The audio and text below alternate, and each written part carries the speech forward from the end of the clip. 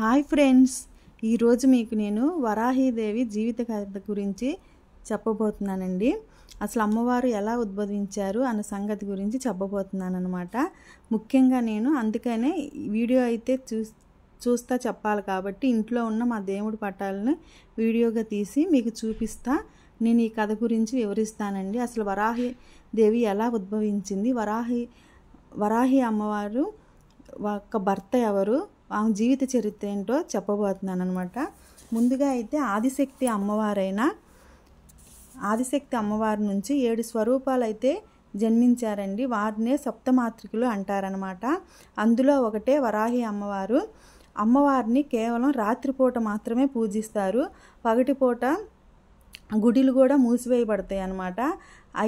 అయితే ఆమె ఎలా జన్మించిందంటే, అమ్మవారిని రాత్రిపూట ఎందుకు పూజిస్తారన్న విషయానికి వస్తే, అమ్మవారికి దేవి భాగవత పురాణం ప్రకారం రక్షబీజుడు అనే రాక్షసుడు దేవతలు మనుషుల్ని సంహరిస్తున్నాడు. అప్పుడు దుర్గాదేవి కాళీమాతగా ఆకారంలో యుద్ధం చేసేటప్పుడు రక్తబీజుడు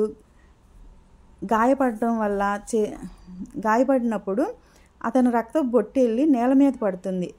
కానీ ఆ రక్తపు బొట్టు పడిన ప్రతిసారి ఒక్కొక్క రక్తపు బొట్టుకి ఒక్కొక్క రక్తబీజుడు జన్మిస్తూ ఉంటాడనమాట. అట్లా వేలల్లో ఆ రక్తబీజుడు అనేది వస్తాడు. దానివల్ల వేల మంది రక్తబీజులు ఉద్భవించడం వల్ల అప్పుడు వారిని చంపడం కష్టమైంది దుర్గాదేవికి.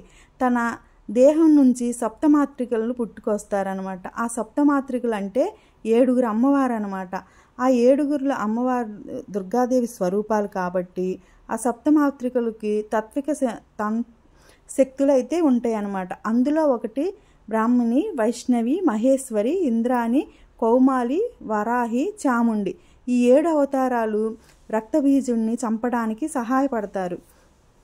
కానీ వరాహీదేవి మాత్రం సంహరించేటప్పుడు ఉగ్ర రూపాన్ని దాల్చి శవాల మీద కూర్చుని తన దంతాలతో రాక్షసుని అతిమార్చిందనమాట, సంహరిస్తుంది. తర్వాత దుర్గాదేవి రక్తబీజుడికి రెండోసారి మళ్ళీ యుద్ధానికి పిలవడంతో దుర్గాదేవి సప్తమాతృకల్ని కలిసిపోయి రక్తబీజుడిని సంహరిస్తానికి ఆ 7 కలిసి ఆ దుర్గాదేవిలో ఐక్యమైపోయి దుర్గాదేవి ఆ రక్తబీజుడిని సంహరిస్తుందన్నమాట. ఇలా అని మన దేవి భాగవతంలో ఉంది.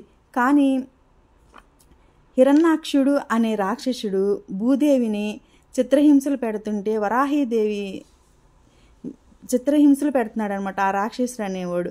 అప్పుడు ఆ రాక్షసుడు ఏం చేశాడంటే, వరాహీదేవికి దీక్ష పొంది ఆ వరాహీదేవిని అప్పటికప్పుడు ప్రత్యక్షమయ్యేటట్టు చేసి ఆ దీక్షతో ఆమె నుంచి వరం పొందాడనమాట. ఆ వరం ఏంటంటే, నాకు ఎప్పటికీ అమరత్వాన్ని వరంగా కోరుతాడు. అంటే నేను ఎప్పటికీ చచ్చిపోకూడదు అని వరం కోరుతాడనమాట హిరణ్యాక్షుడు. అప్పుడు వరాహి అమ్మవారు అది అలా వరం ఇవ్వడం అనేది జరగదు అని చెప్పింది. అప్పుడు ఆ తెలివితో ఆ హిరణ్యాక్షుడు ఏం చేస్తాడంటే, అమ్మా అయితే నాకు నా చావు అనేది నీతోనే జరగాలి అని కోరుకుంటాడు. అప్పుడు ఆమె అలా వీలు కాదు అంటుంది. దానికి అమ్మవారు సరే అయితే అని చెప్పి ఒప్పుకునిద్ది అనమాట. వెంటనే నేను నీ భక్తుడిని కాబట్టి నువ్వు నన్ను చంపకూడదు అని అంటాడు. సరే అని చెప్పి వెళ్ళిపోతుంది. ఈ వరాన్ని అంటగా చేసుకుని ఆ రాక్షసుడు విచ్చలవిడిగా రెచ్చిపోయి భూదేవిని ఇబ్బంది పెడతా ఉంటాడనమాట. అప్పుడు హిరణ్యాక్షుడు చంపడం కోసం వరాహీదేవి నుండి వరాహస్వామి ఉద్భవిస్తాడు. వరాహస్వామి అంటే వరాహీదేవి భర్త కాదండి. ఎందుకంటే విష్ణుమూర్తి అవతారం కాబట్టి వరాహీదేవి తను భర్త కాదనమాట. అప్పుడు విష్ణుమూర్తి అవతారం వరాహస్వామి వచ్చి పార్వతీదేవి వరాహీదేవి స్వరూపమైన పార్వతీదేవి కాబట్టి ఆ శివుని నుంచి అష్టభైరవులు ఉంటారనమాట. అష్టభైరవులు ఉద్భవిస్తారు. ఆ అష్టభైరవులు ఒకడే ఉన్మత్త భైరవుడు వరాహీదేవి భర్త. ఆయన శత్రువులను సంహరించడానికి మాత్రమే ఈ వరాహీదేవి మనకి వచ్చిందనమాట. తను శత్రువులను సంహరించే సమయంలో ఆమె ప్రత్యక్షం అవుతుంది అనమాట. అదేవిధంగా కాశీలో ఉగ్ర వరాహీదేవి అనే గుడి ఉంది, అది పాతాళంలో ఉంటుంది. అది కూడా 2-3 గంటలు మాత్రమే దర్శనం ఇస్తారు. అది చిన్న 2 రంధ్రాల నుంచి అమ్మవారిని చూస్తారు. అమ్మవారిని నేరుగా చూడకూడదంటండి ఆ కాశీలో, ఎందుకంటే ఆ ఉగ్ర రూపంలో ఉండేది మనం అమ్మవారిని చూడలేమన్నమాట. అందువల్ల కానీ ఒక కొత్త జంట ఎప్పుడో పురాతన కాలంలో జరిగింది. కొత్త జంట మేము చూడాల్సిందే అని వరాహీదేవిని ప్రత్యక్షంగా వెళ్ళి చూశారంటండి. అక్కడికక్కడే చనిపోయారని మాత్రం పురాణాల్లో చెప్తాయి అన్నమాట.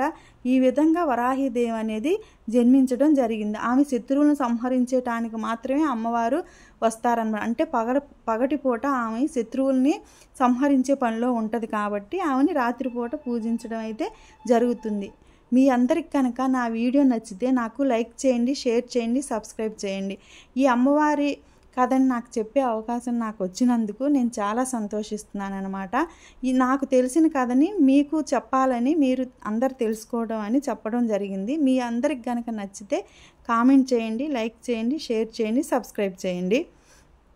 ఈ వీడియో చూపించడం కోసం నేను మా ఇంట్లో ఉన్న దేవుడు పటాలు, విగ్రహాలన్నీ మీకు చూపించడం జరిగింది.